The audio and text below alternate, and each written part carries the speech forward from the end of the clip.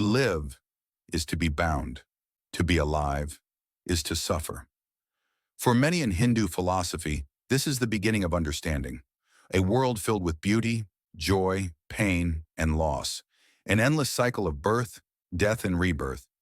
But why do some see life itself as a kind of hell, a prison from which the soul must escape? Hindu philosophy teaches that we are all caught in an eternal cycle, known as samsara. This cycle, driven by our actions, or karma, binds us to the material world. Here, nothing is permanent.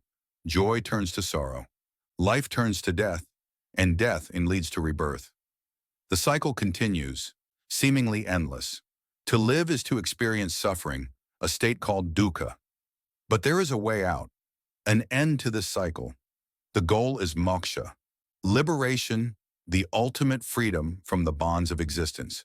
To reach moksha, one must understand that the world we perceive is an illusion, a veil that hides the true nature of reality.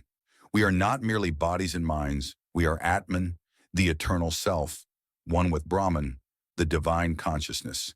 To achieve moksha, many choose the path of vairagya, detachment. They renounce all worldly ties, possessions, ambitions, even relationships. In search of divine truth, they leave behind family, comfort, and all that ties them to the world.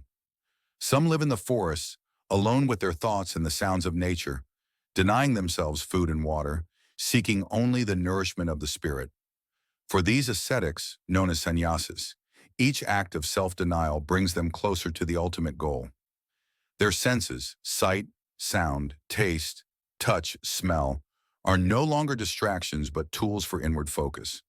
They are on a quest to experience samadhi, a state where the self merges with the divine. When the senses are silenced, the mind becomes still, and in that stillness, the soul begins to see. This state of deep meditation, called samadhi, is where dualities dissolve, where the self realizes its unity with all things. Here the ascetic reaches a place beyond pain, beyond joy, beyond the cycle of life and death. They have found what they sought, their true self, the eternal truth. For them, this is not the end, but the beginning of liberation. Yet the path of renunciation is not the only path.